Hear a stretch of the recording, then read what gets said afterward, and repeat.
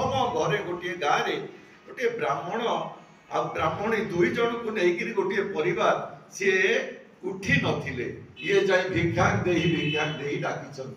जिते डाकी से कबाट खोलिक देखी छोट पिलाटे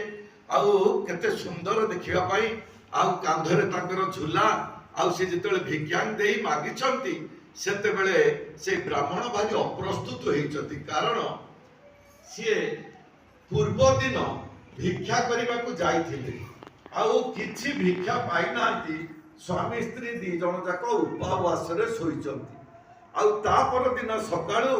पुणी राति सूर्य उदय पर कोनी के आउ भिक्षा करने को जाई किछि चावल डाली पनिपरिबा आनिले खाइबे एई समय रे कुबेर आसीचंती मागिबा पाई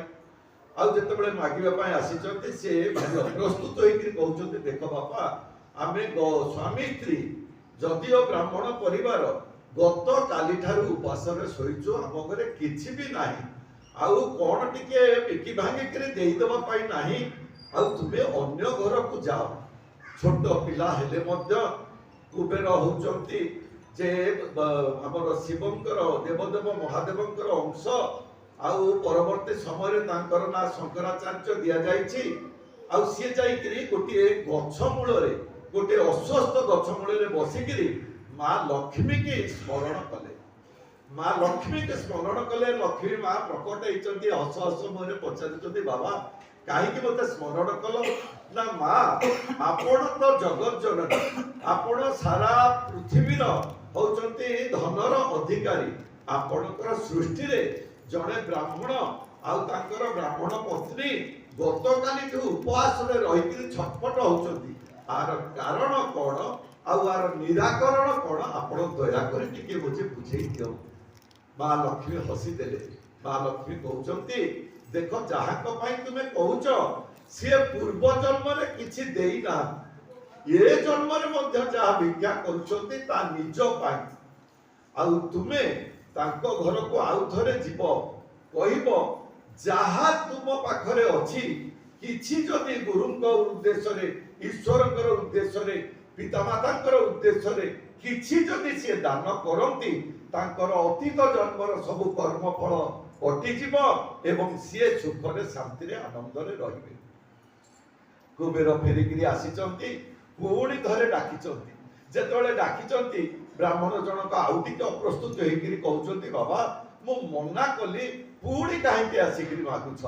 जेतबेले कहउचंती आपण सिना मना कले किंतु गुरुंकर निर्देश जनक घर को बात दब नाही जहाँ भी हो गुरुंकर उद्देश्य रे किछि भिक्षा आनिबो अच्छा आपणकर घरे सिना डाली चाउल पनिपरिबा पैसा नाही आपणकर बाड़ी रे किछि फल हे नाही सुदु स्वामी स्त्री दी जण जाक दी जण को मुह को अनेचंती पछपटा बारी पकरे गोटे अळा गछ आउ कहउचंती ये जदि किछि गछर गोटे फल आनिकरी भी दियो ताले मोर गुरुंकर कर्म रे बा गुरुंकर सेवा रे पूजा रे से लागिवो ये स्वामी श्री जाई गोटे अळा गछर गोटे फल आनिकरी ताको झुला रे देई देइचंती आउ से दिन जाइचंती भिक्षा पाई आउ से दिन मध्य भिक्षा ताको भल मिलिची राति रे आसिकरी खाई पीकरी सोइचंती तापर दिन सकाळ जेतेबेले ब्राह्मणी बारीपट को जाइची ओळेबा पाई देखि देला अळा गछर सबु कोळी सुन्ना हेई जाइची सुन्ना यही भारत वर्षर संस्कृति यही दबार भाव यही जते दिन पर्यंत आमर दबार भावटा न होइथिबो सेठी स्वामी स्त्री दी जण जाक प्रणाम करिसंती सेही छोट पिला किए सेही बालक किए सेही देव शिशु आसी आम मानकर जन्म जन्मांतर ये जो अभावनीय परिवेश को दूरीभूत कर दे पारले आज ठाकुर से कथा ही कहते देवता इष्ट श्रेय जने अप्रत्याशी अवदान प्रार्थना के सतेज करे कृति दीप्त करे प्राण देवतांकर उद्देश्य रे श्रेय जनकर उद्देश्य रे पितामाता गुरुंकर उद्देश्य रे इष्टंकर उद्देश्य रे आमे जदि श्रद्धार सहित किछि दउ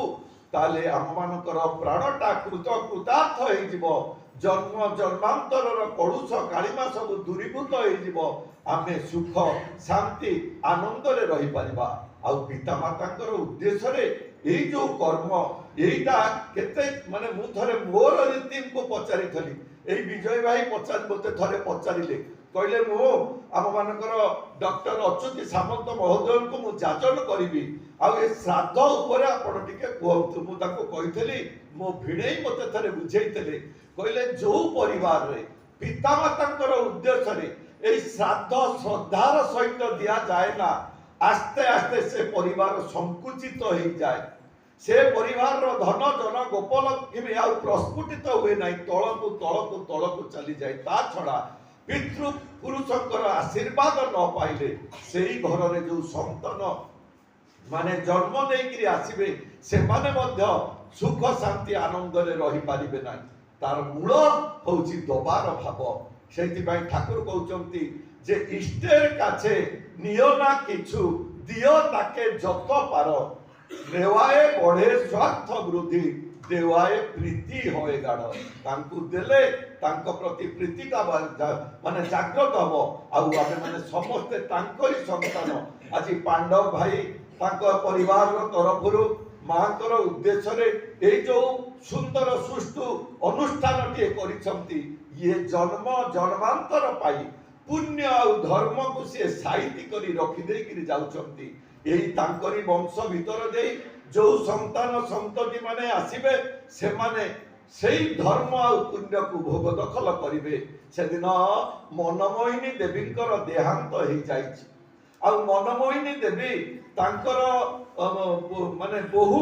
ମାନେ ସରସୀବାଳା ଦେବୀଙ୍କର କୋଳରେ ମୁଣ୍ଡ ରଖିକିରି ଶେଷ ନିଶ୍ୱାସ ତ୍ୟାଗ କରିଦେଇଛନ୍ତି ଆଉ ଯେତେବେଳେ ଶେଷ ନିଶ୍ୱାସ ତ୍ୟାଗ ଆଉ ଚାରିଆଡେ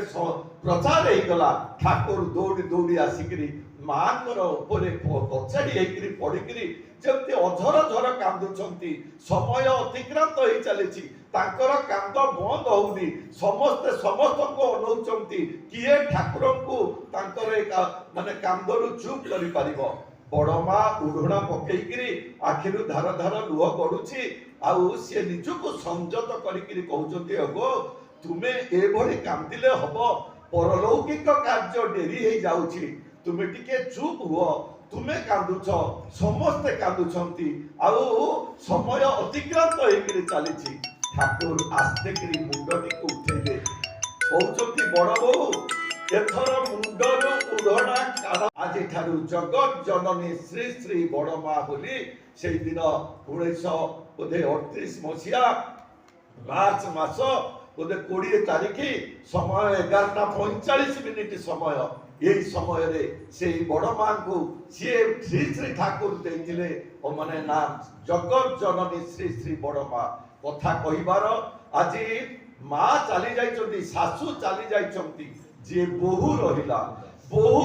হଉଛି শাশুর পণত কানি বহুর হଉଛି লীলাস্থলী যাহাକୁ ଯାହାକୁ ନେଇକିରି ଶାଶୁ ଏତେ ବଡ଼ ହେଇଥିଲେ ଏଇ ପରିବାର ଗଢ଼ିଥିଲେ ଏଇ ପୁତ୍ରକୁ ଜନ୍ମ ଦେଇଥିଲେ ଏଇ ବନ୍ଧୁ ବାନ୍ଧବ ସାଙ୍ଗ ସାଥୀ ଘର ଦ୍ୱାରକୁ ନେଇକିରି ସମାଜ